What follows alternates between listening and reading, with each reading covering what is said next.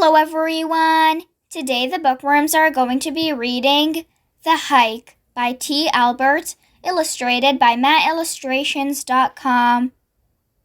Let's get into the book! Mandy was lucky as she and her mother lived with her grandparents, and she liked nothing better than to spend time with her grandfather. You see, he was always making something and she enjoyed watching, learning, and sometimes even helping him finish whatever he was doing. "Grandfather, what are you building in your workshop today?" Mandy asked. She giggled as she said, "It looks like you're playing with two long sticks." "Well, Mandy," he said, "I am going to make two walking sticks with your help, one for you and one for me. Then I have a surprise." "All right," Mandy shrieked. "Where do I start?" After some time, Mandy, with her grandfather's help, finished the walking sticks. There were two of the most beautiful walking sticks she had ever seen. With the bark removed, they were sanded smooth and each had a funny-looking face carved in them. "These are really nice," Mandy said, "but just what do we do with them?"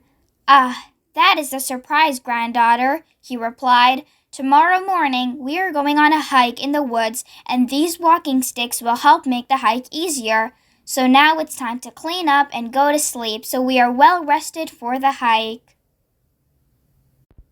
The next morning, Mandy did not need an alarm to wake her. She was up, dressed, and ready to go as the sun rose and the day began. She went to the kitchen and saw that her grandfather was busy packing sandwiches, water, snacks, and other items into their backpacks. "It looks like we are going to be hiking for a long time," Mandy said. "It will be an all-day hike," he replied. "I think we have everything, so grab your walking stick and let's go." "What about breakfast?" Mandy asked. "Oh, did I forget to mention that we are going to stop and have breakfast at a diner?" he said with a smile. Their journey began. After a great breakfast and a long drive, they arrived at the base of a mountain and the beginning of the trail. "This is beautiful," Mandy said. "Just where are we hiking?" "To the very top of the mountain, where we will have lunch, rest, and maybe take a swim, and then hike back down," he replied. "Swim?" Mandy said excitedly. "Is there a lake on top of the mountain?" "Yes," her grandfather replied.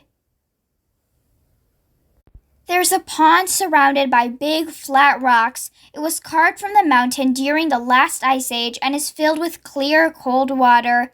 "Wow!" was all Mandy could say. As they hiked up the mountain, Mandy asked many, many questions. "What kind of tree is that? How high are we? Are there bears around here?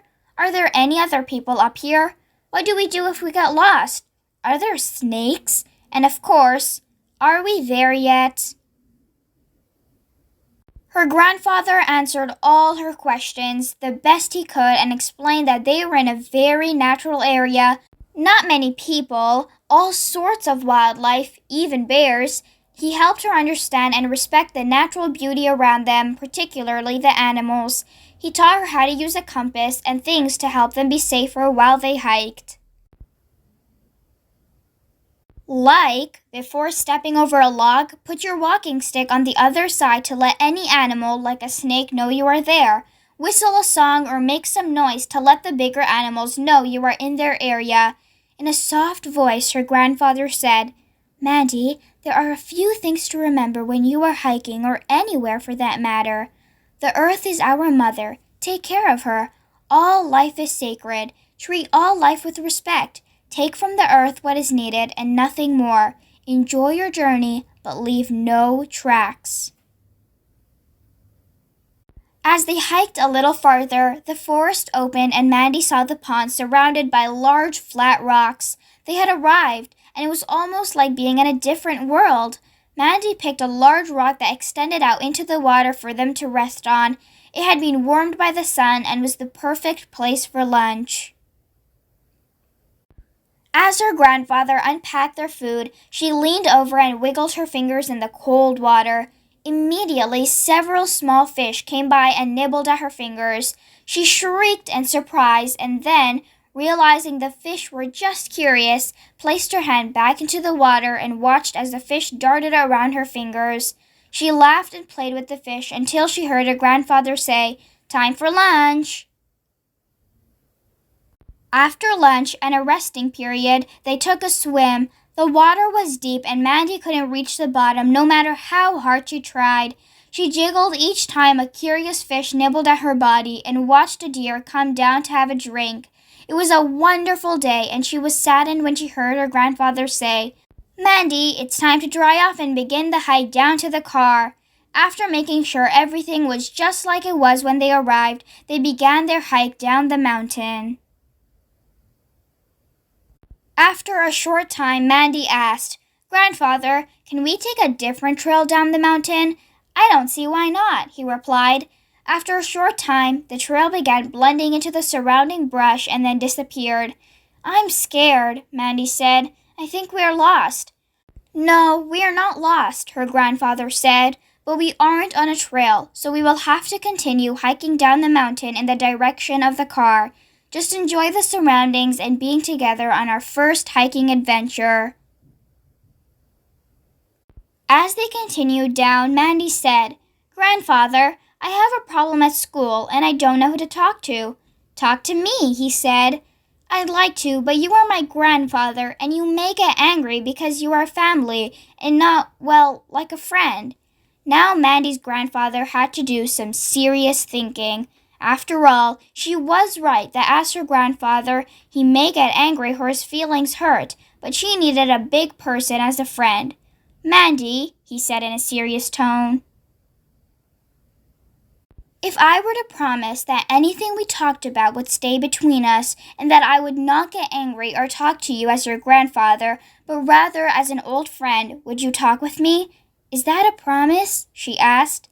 "Yes," he said softly.